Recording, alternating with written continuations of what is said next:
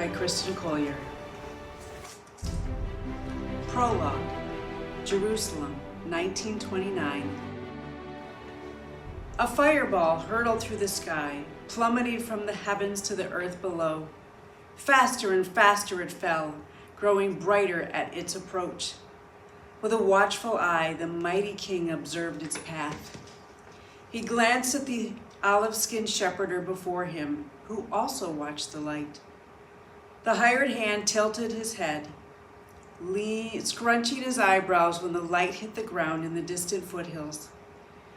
It exploded in all directions, falling in on its center, and grew brighter and brighter as it coalesced into a solid object. Unable to make it out from this distance, the shepherder squinted and leaned forward for a better view. A wolf howled. The man jumped. He glanced over his shoulder at the pen still a mile away. The herd dog growled. "Bah!" A newborn lamb complained when the shepherd hurried it with his gentle prod from his staff. A tender smile lit the king's face. "You're a good man, Jakov." The king followed the worried caretaker's gaze and his eyes narrowed. "You will stay away from my sheep." The shepherd turned for one last glance at the strange light and moved his flock forward. Whatever it was, it didn't concern him.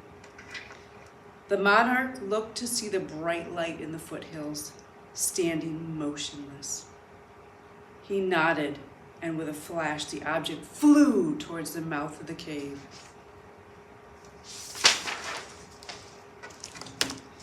Deep underground, the white-haired man kept digging, oblivious to the occurrence above.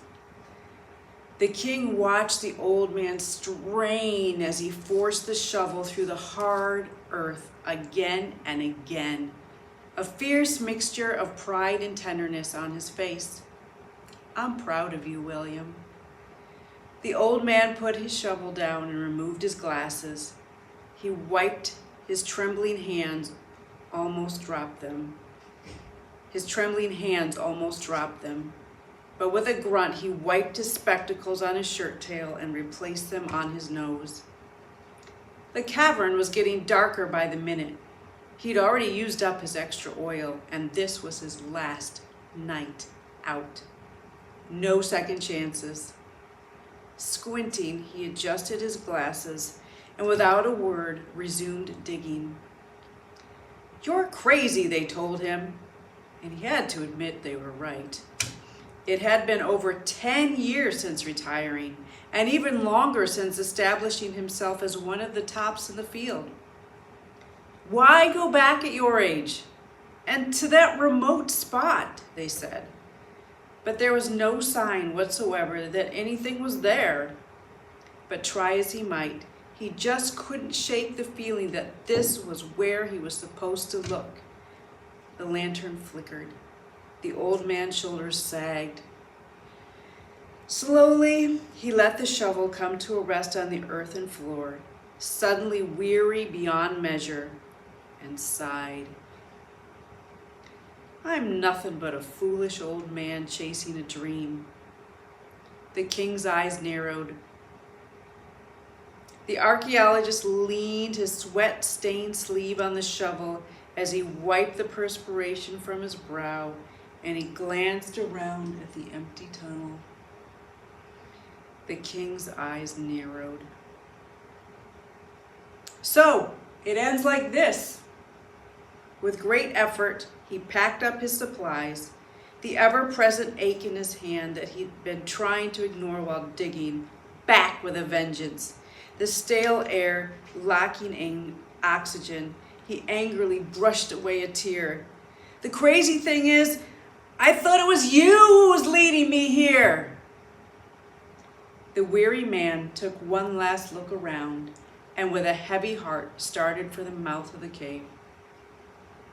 Despite the abundance of biblical artifacts he'd discovered over the years, a still, small voice told him there was something here that would make the others pale in comparison.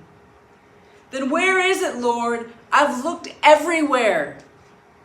The king smiled. Just then, the old man felt his eye being drawn towards a spot on the wall 6 inches above the ground. He walked over to it and found an unevenness in the texture he hadn't noticed before. Brushing away some loose dirt, he saw what appeared to be brown fibrous material, the color of the surrounding earth. "Looks like linen." As his hand touched the fabric, a cold chill wrecked his body. His eyes darted anxiously at the empty cave, but there was no one there. The lantern flickered. With an uneasy chuckle, the archaeologist began to excavate the site. The cavern readily surrendered its treasure, and soon the discoverer held in his hands a small object wrapped in fabric.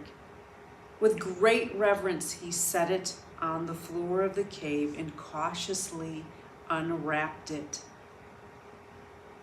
In the middle of the fabric lay an unadorned clay vase. A remnant of violet silk protruded from its mouth, concealing the contents as it had for millennia. "Open it here," a voice whispered. The king smiled softly.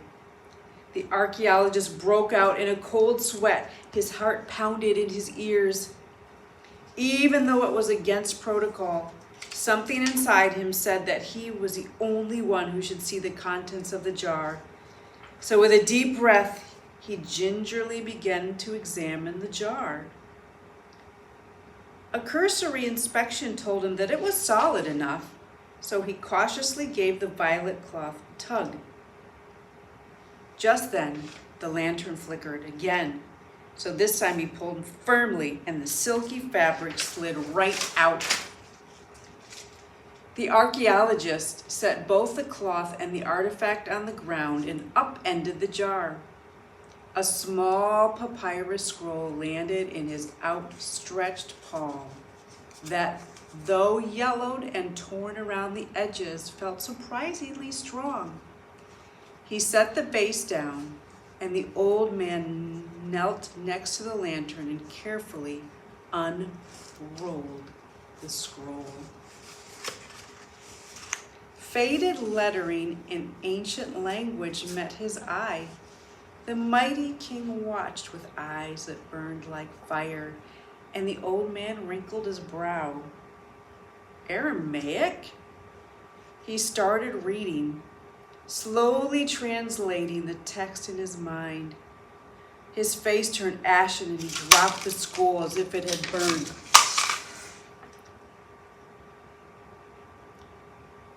His eyes darted frantically around the cavern. "No! What have you had me find?" The cave started to go black. His heart raced. He collapsed against the wall and sank to the ground. Stunned, he forced himself to breathe slowly, evenly. He blinked a few hard times, and his sight gradually returned. After his breathing calmed, he looked at the scroll that had rolled up on itself.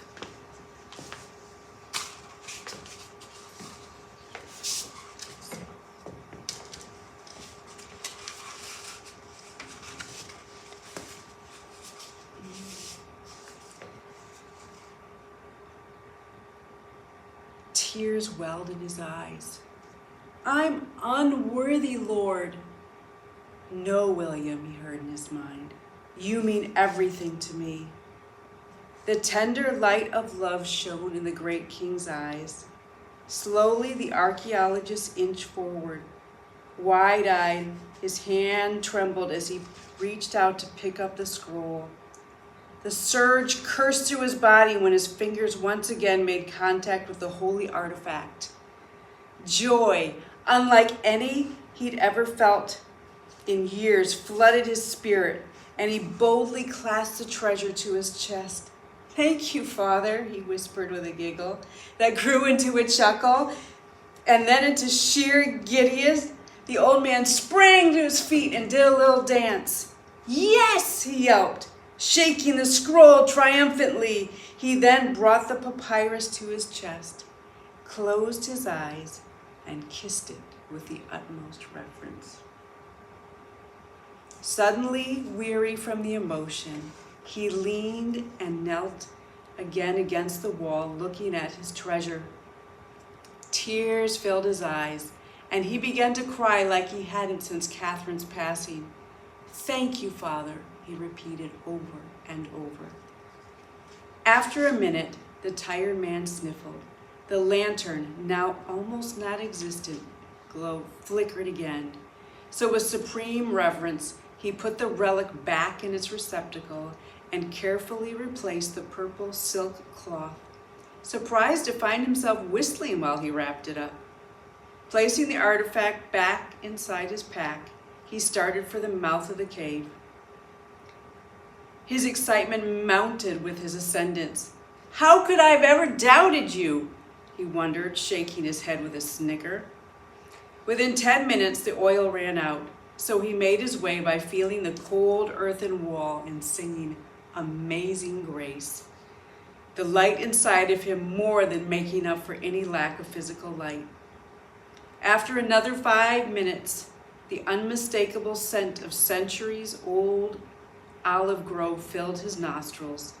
In another 2 minutes, twinkling stars greeted him from the mouth of the cave. "A few more feet and I'll show them something that will change the world." He excitedly picked up his pace. Just then, a huge man in white appeared in front of him. He blocked the cave's entrance. The old man's eyes widened. He took a step back, clutching the pack to his chest. The tall, blonde stranger caught sight of the magnificent king behind the archaeologist and snapped to attention. "Do not be afraid, William Ramsay," the newcomer said in a booming voice. "What? How do you know my name?" "What you have found must remain sealed until an appointed time." The old man's heart skipped a beat. How did you?